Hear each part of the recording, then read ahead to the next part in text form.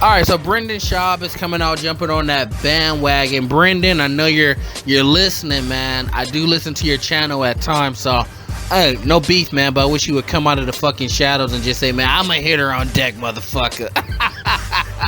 Anyways, Brendan Schaub is jumping on the bandwagon of Cris Cyborg. Has never been treated well in her entire UFC career, and so on. Now, there's a couple of things to this, man. I kind of talked about it in the comment section, so I'm not going to go too fucking crazy. But Cris Cyborg, Dana White has apologized to you previously. Joe Rogan has apologized to you previously. You never once in your life came out and said, yes, I do want a rematch against Amanda Nunes publicly.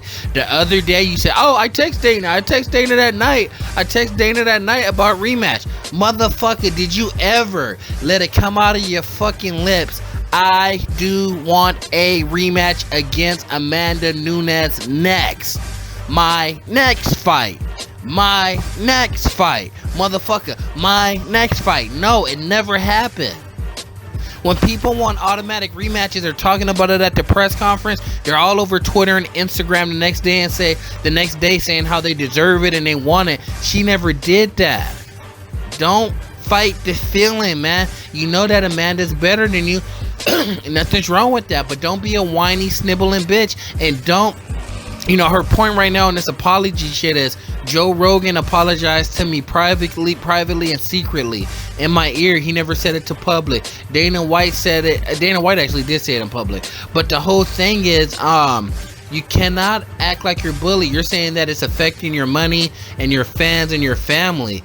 But Cris Cyborg, your brand is your brand. Guess what? We all know that you don't have a dick. We all know that you're a woman. So yes, it was a joke. Yes, he apologized for it. This shit's dead and over with. When you're saying that it affected your friends and family, I understand that, man. If you're fat and somebody called you fat in front of your friends and family, I'm sure that they're gonna be like, oh, that's fucked up. Why did they call you fat for no reason? I get that, but you accepted the UFC contract. You came to the UFC. You fought multiple times. You thought that you were going to be a bit bigger star than you are, and it just doesn't resonate that well with the fucking people. So, with that being said, man, you have to get over it. Right now, you're looking crazy.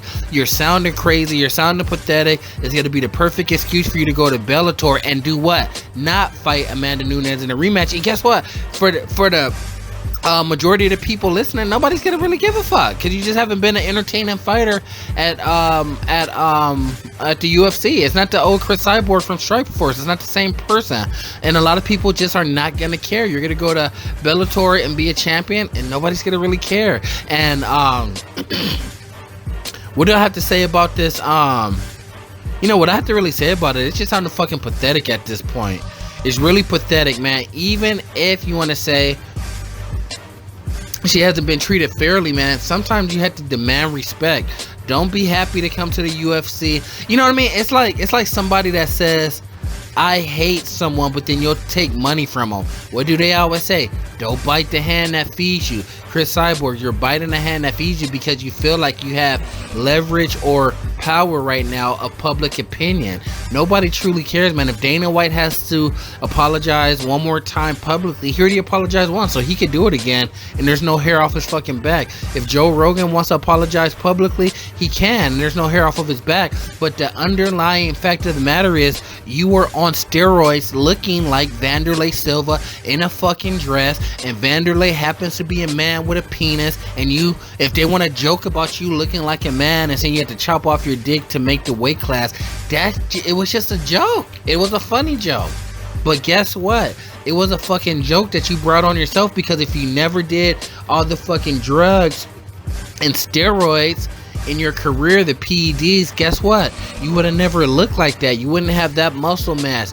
You wouldn't have that fucking look that you have. Your voice wouldn't sound like that anymore. You know what I mean? You cheated and you brought that shit upon yourself. There's plenty of steroid freaks in the bodybuilding world, man. They had their fucking big ass heads, their big ass jaws, their jaw gets pushed forward.